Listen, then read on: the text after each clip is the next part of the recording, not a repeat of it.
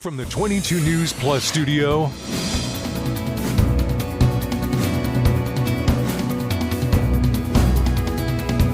this is 22 News in Focus with Patrick Berry. Hello, everyone, and welcome to this edition of InFocus. I am your host, Patrick Berry. Today, we're talking about a heavy topic. It's about homelessness. And I think it was November, the Federal Housing and Urban Development put out a notice that they were cutting millions, tens of millions of dollars across the United States, which would directly affect those who are unhoused. I'm very happy today to be joined by Geraldine McCafferty. She is the Director of Housing and Homelessness Policy for the City of Springfield, because this directly affects her and the work she does. Jerry, thank you so very much for joining me today. I appreciate you coming here.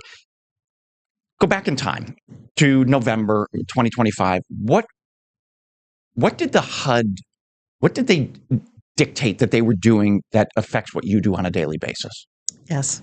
Great. Hi, it's good to be here.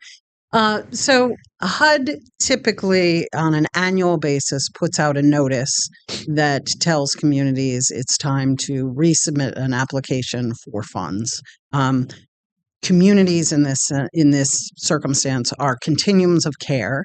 Over decades, the way that HUD has put funding into homelessness is they encouraged communities to form a continuum of care. It's multiple agencies that work together and as a system apply for funds annually to HUD.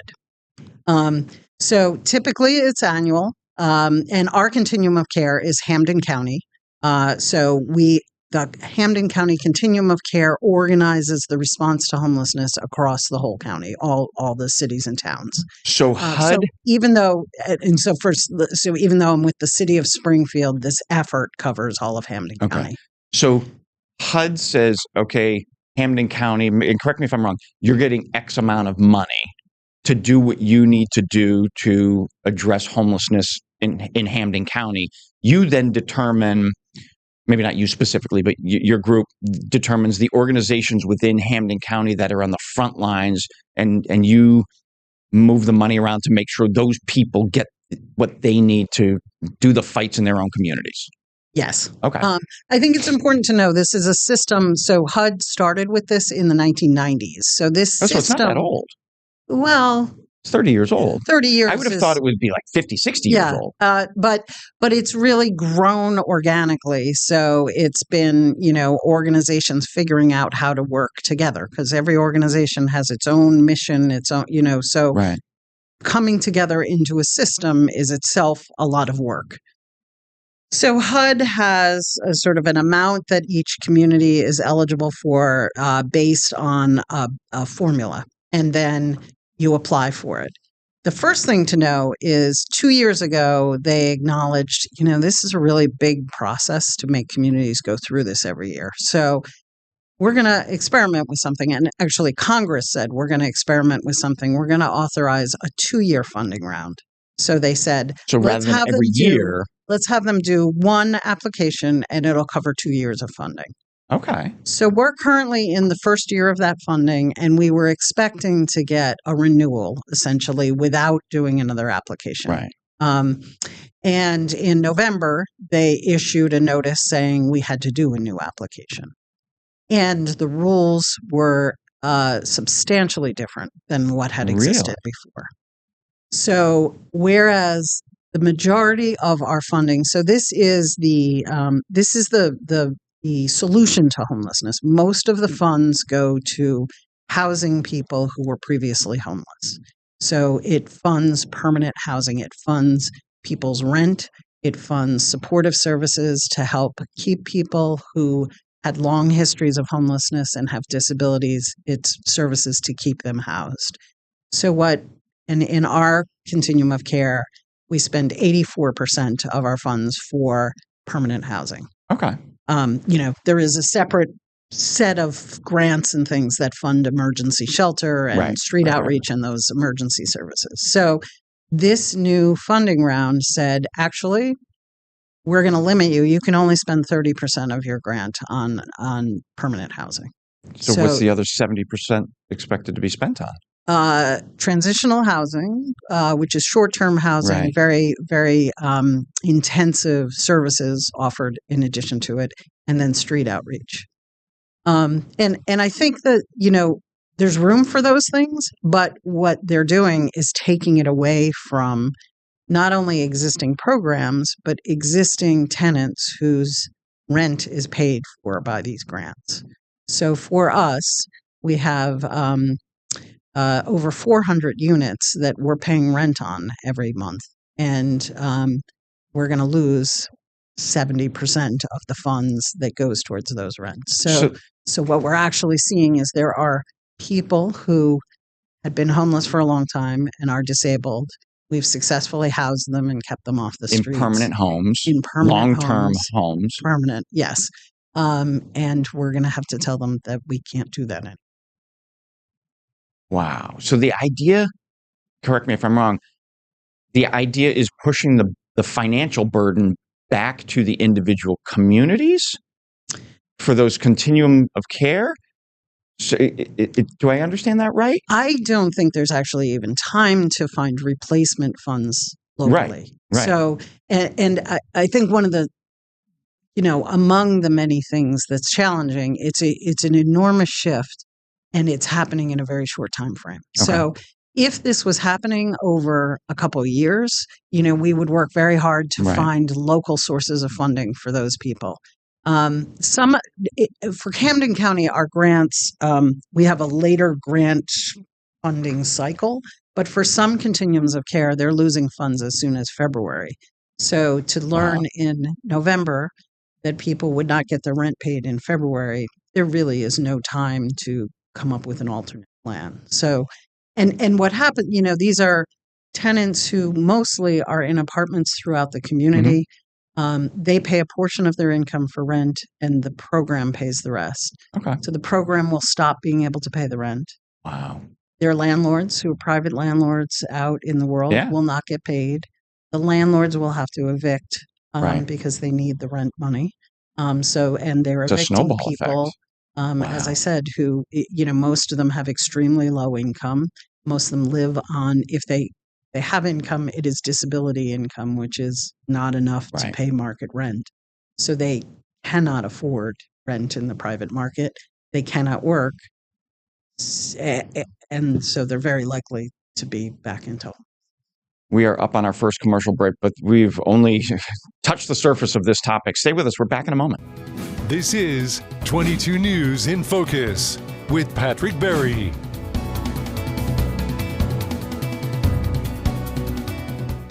"22 News in Focus with Patrick Berry.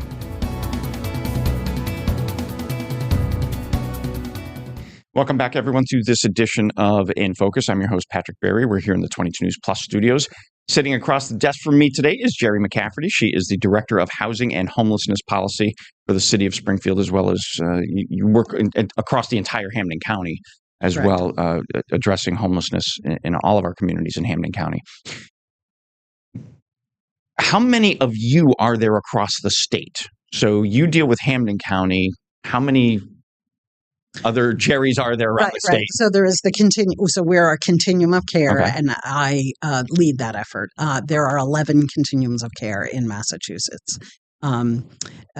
So there's one other one in Western Massachusetts that covers Berkshire, Hampshire, Franklin counties. There is a Worcester, and then in the eastern part of the state, there are more of them. Okay.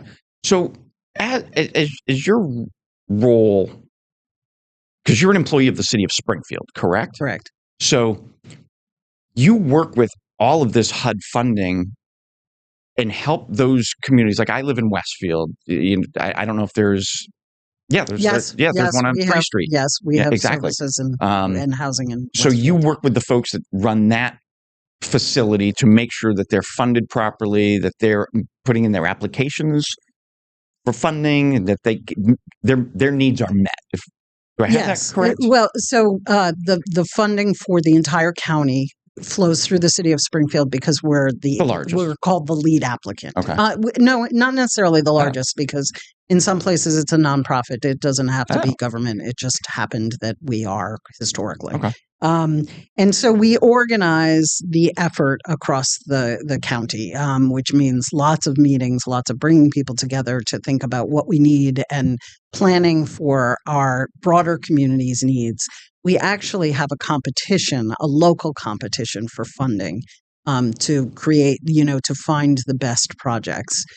Once projects are in, they're typically renewed.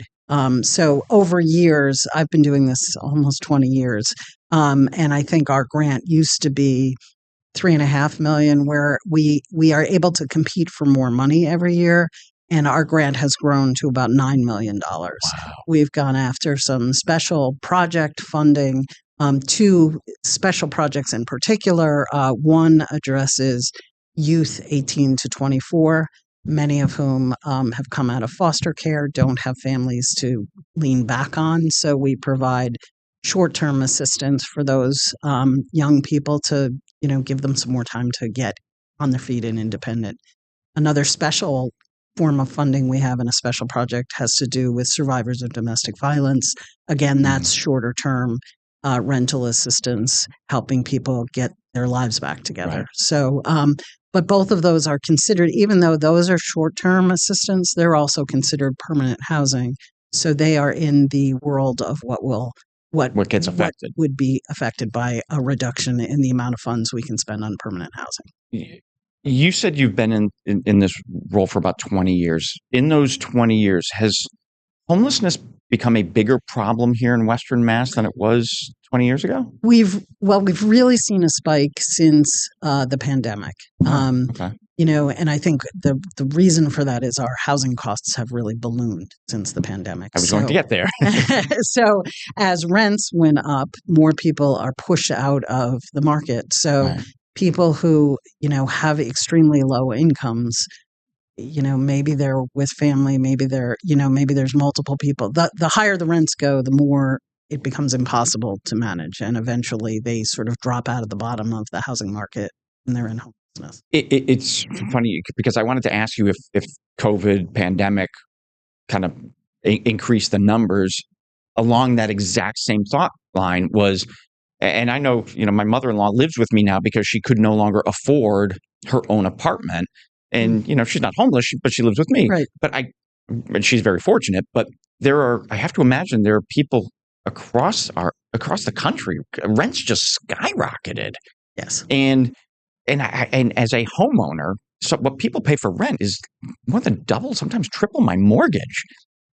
But the landlord is getting that money. So for you as an organization, you've got to keep up with those. We have to pay that money. That's correct. You have to keep up with that. In order to house people in this market, yes, the program needs to be able to pay those rents that are the market rents. Yes, so the program gets more expensive every year. Oh my gosh. Okay, so HUD changes the idea of funding in November.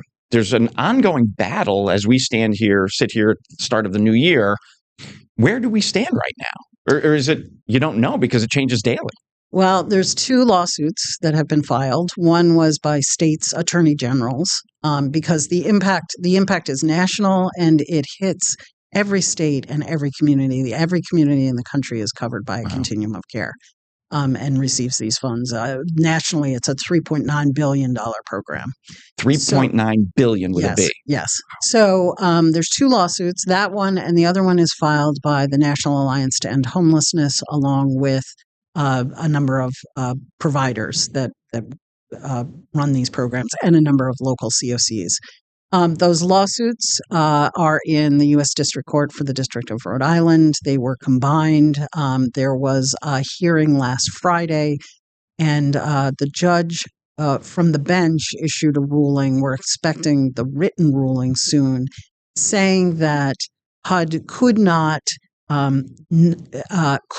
withdraw the 2-year competition it had already made awards in. So at the beginning, I said we were expecting a second year renewal.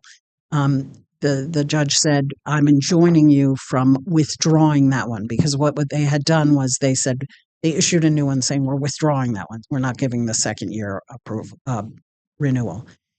What HUD had done was shortly before the hearing, they withdrew the current notice of funding opportunity and said, "Oh, look, there's no reason for a hearing. We withdrew it." And the judge said, "But are you going to reissue it?" And they said, "Yes." And the judge said, "Well, I need to be able to review that. Right. You can't just take it away anytime a lawsuit's filed and then the lawsuit gets dismissed and you do it right away again." Okay.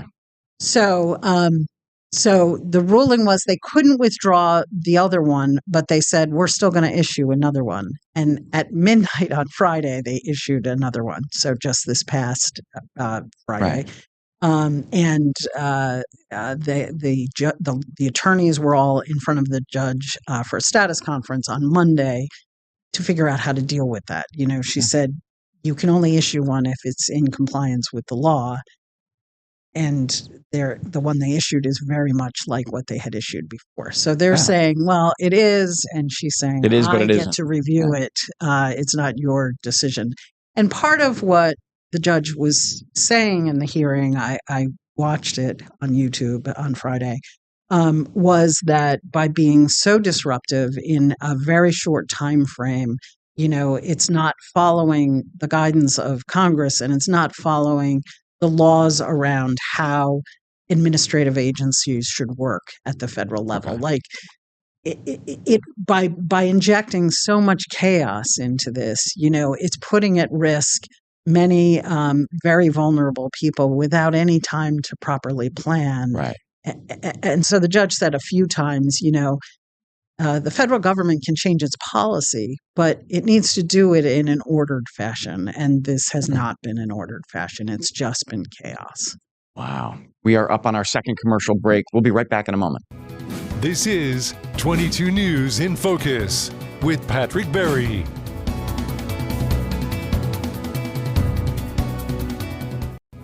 This is 22 News in Focus with Patrick Berry.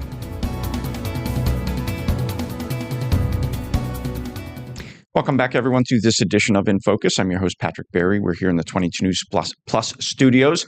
Across the desk from me today is Geraldine McCafferty. She is the Director of Housing and Homelessness Policy for the city of Springfield.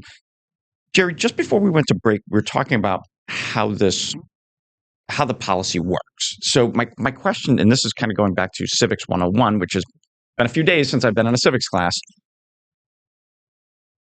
Congress controls the purse strings. So the executive branch creates a policy, Congress agrees to, and then funds that policy. Yeah, although in this circumstance, there's a law that Congress created, I think in 2011. It's called the Hearth Act. The Hearth Act defines what this program is. Okay. So there is already federal definition of this. The executive branch at HUD is interpreting that. So they're adding a layer of change because they're saying we actually don't like the way this has been run. We think that focus should be somewhere else. And I think the part of the issue is the law itself really gave priority to permanent housing.